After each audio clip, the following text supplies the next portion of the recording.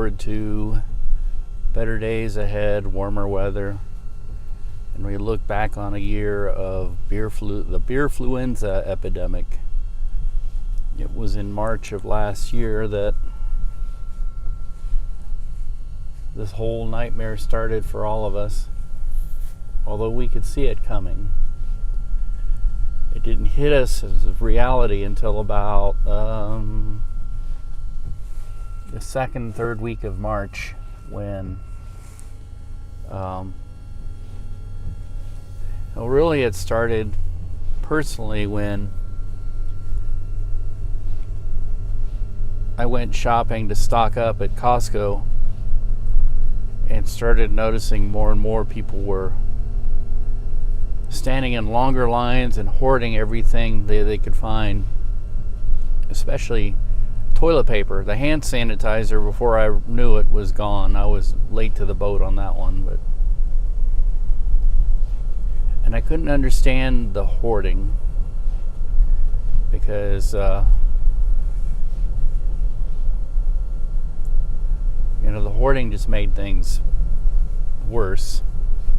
And I think there are people that still have a house full of toilet paper they'll never use in a lifetime, and more hand sanitizer. They probably have to bathe in it just to get rid of their lifetime supply that they have now.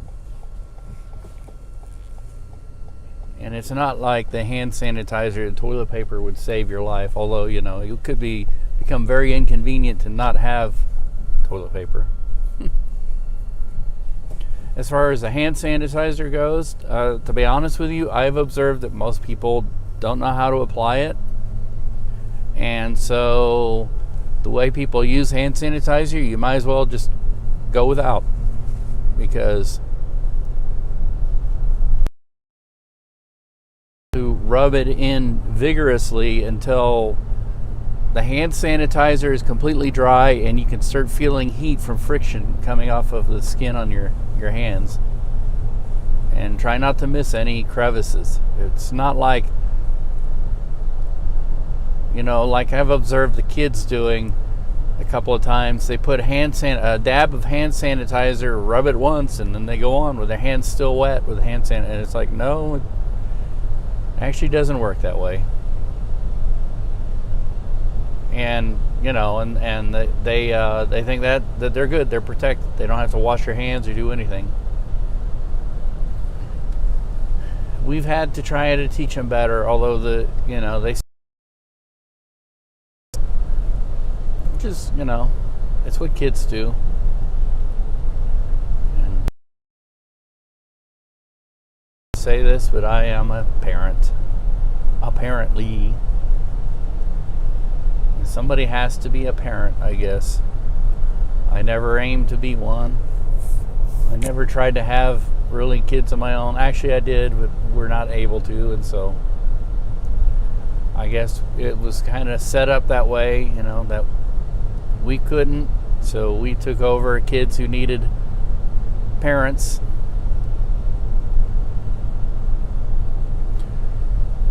And we've added a lot of stress and pressure in our lives, but our whole we can get through the dealing with the kids. It's the adults that we have a problem with.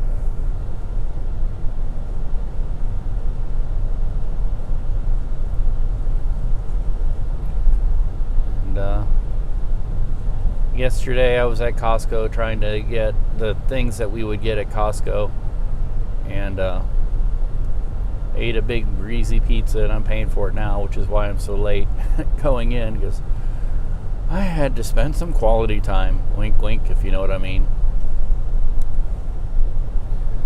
But yeah, last year I remember, and it's well documented because I keep a video diary, which is my vlog, and I'm not too particular about whether people watch it or not. It is kind of like a lot of personal stuff. But documented the whole situation as it happened last year. I could do a beerfluenza epidemic year in review 1 year ago.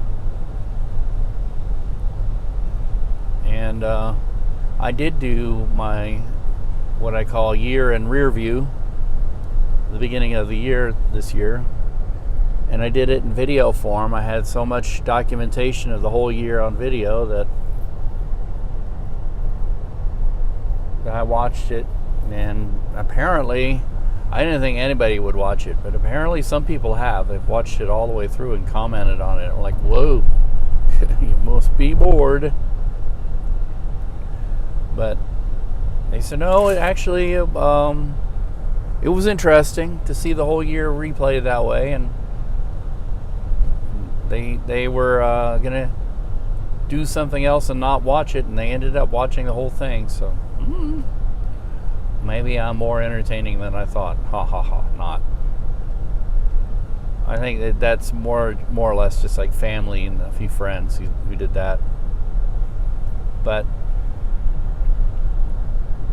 March of 2020 began with the threat of the beerfluenza epidemic on the horizon. We had watched it happen in Europe. We watched Italy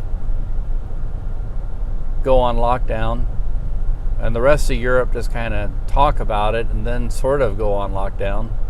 Some countries in Europe didn't. China, of course, had been on lockdown and was starting to come out of it, although I'm suspicious of what really happened in China. And a lot of Asian countries just really went on lockdown, except Japan. Japan kind of didn't, and has been a very fortunate country that they haven't had to deal with the horrors like other countries have. But I think with or without the government telling them to, Japanese people themselves kind of go, oh, well, you know, that's wearing a mask. We do it all the time anyway. I mean, if somebody farts on one of our trains, we're all wearing masks. You know, it's considered polite etiquette that if you have the sniffles or something, or if a cough, that you put on a mask and protect other people. I mean, that's just the mindset of people in Japan. And I think that's why, even without the government forcing people to, because the way I understand it, the government won't, and the government is kind of incompetent there. People are just doing it because it's a good idea. I mean, talk about educated, smart people. They don't wait for the government. They just do it. That's why I'm sort of in awe of the Japanese people. But we went to my sister's in the first week to have a celebration, and I kind of knew then this was going to be the last time we could do this for a while.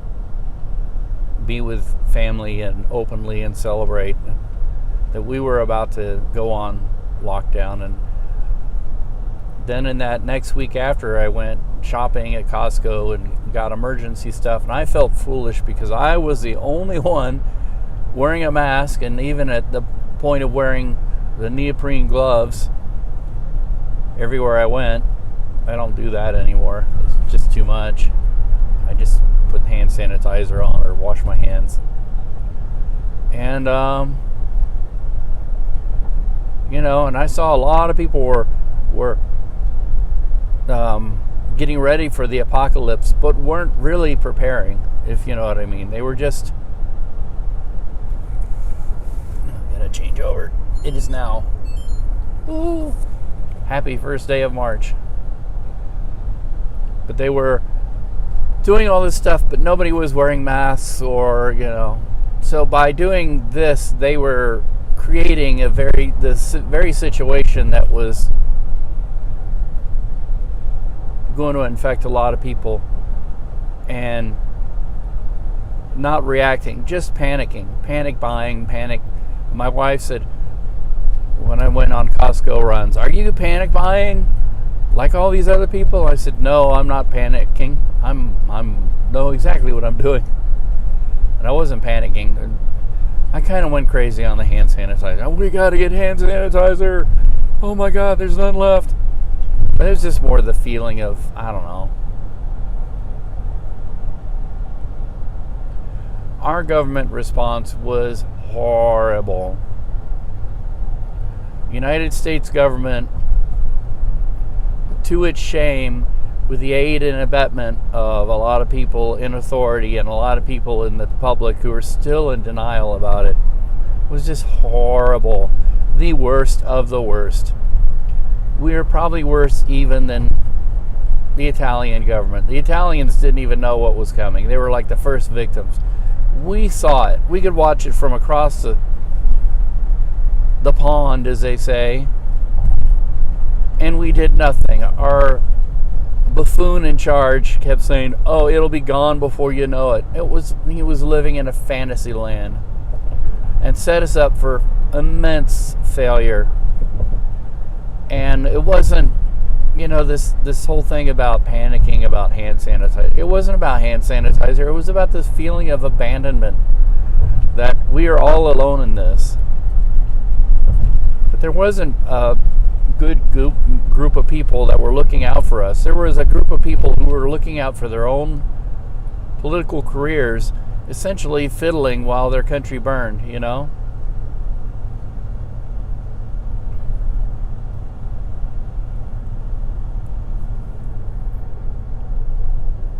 That, probably more than anything else that happened in this past year, is what finally eventually got a change that we desperately needed in the November election. And now I feel like the adults are in charge, and the babies have gone back to daycare where they can go play. And unfortunately, there's still too many people who have this revisionist view of the world that is not based in reality.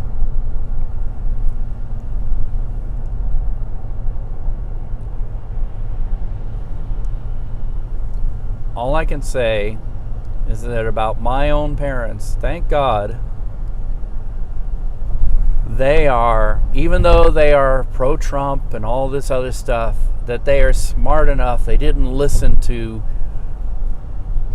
the hyperbole that was going around, and they have decided to stay in and not go out in public. I mean, it's rough on them. I hope this isn't like their last years of living, because it's pretty depressing, but at least they protected themselves.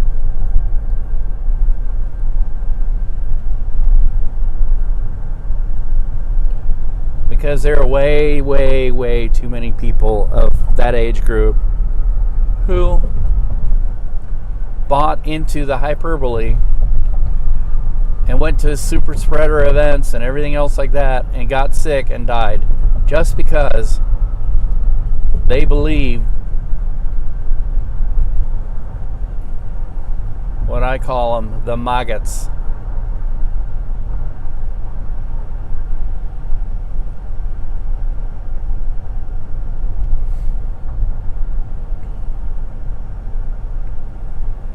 And what really hit the reality of the situation was right around St. Patrick's Day. Actually, the second week of March here in Kansas City is known for what everybody calls March Madness. Big college basketball tournaments going on. It's a big deal every year. We make a huge deal of it. All the news business stops yet again for another big sports event. Brings a lot of money into the city. So you know that if they cancel or postpone any of those events, then there's something big going on. Well, it started with, for me, there are a lot of people that I work with. It actually started right around the 1st of March when they were sent home. And we instituted a new beerfluenza epidemic plan where people were working from home, and they have not come back except a couple of days when they needed everybody, all hands on deck kind of thing. But for me, it was like there was talks of, what's going to happen? Okay, well, we're not allowing fans into the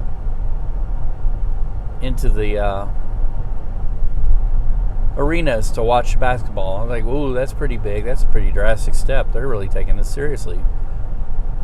And then there was talk, like I remember the coach of the KU basketball team saying, well, if we got to cancel the tournament, we got to cancel the tournament. And I said, really? That's not only is that pretty open-minded and enlightened way of thinking for a coach whose whole life is wrapped up in this, and his players, some of them, this would be their very last hurrah as a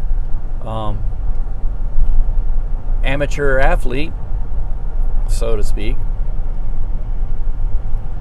But he said that, and then the next thing you know, a couple days later, they announced the whole tournament is canceled, and jaw drop time. This is huge. And I remember driving home from work. I have one of the jobs where I have to pretty much go in. Well, there's more on that later.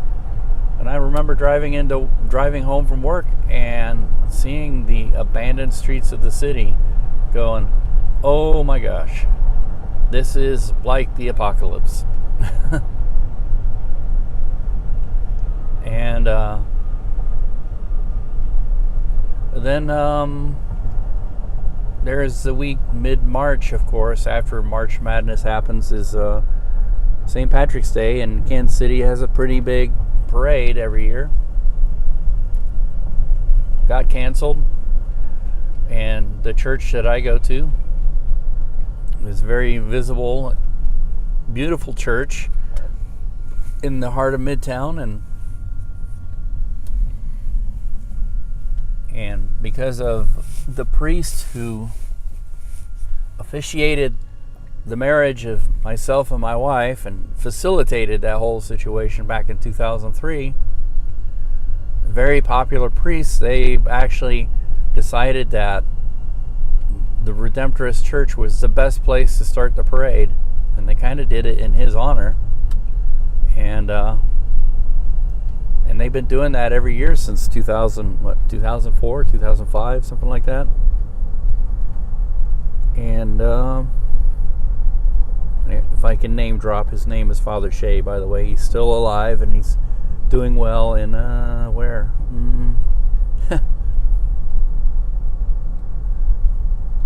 He did go down to San Antonio, and then, I don't know, I forget where he is. I shouldn't. I'd like to go visit him. I think he might be retired by now. But,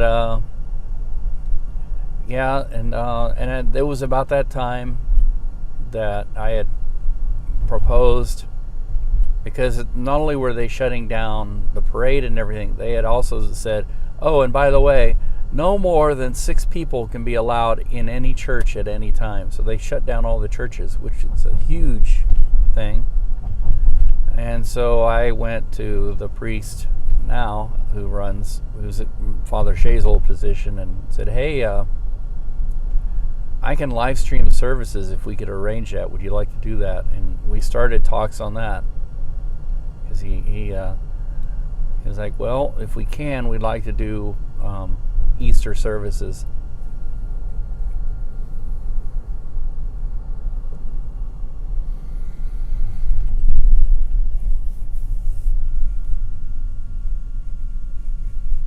And it was like the third week in March when things really got kind of bad for us, because we were feeling crummy, and one of our animals got sick, and we were thinking that she was going to die, and this and that, and the whole world just seemed to come in on top of us. And now looking back on that, that's nothing compared to what a lot of people have been through. I mean, there's family members who have died. some even young family members, relatively young, but had an underlying health condition or whatever, and some people it didn't. Some people just got really, really sick, and some died. Well, anyway, I could go on forever. I don't need to. That's in the past. Let's hope that the future is getting better and brighter. So until I come back in the morning, if I'm in a talkative mood, I've got to say, hee hee.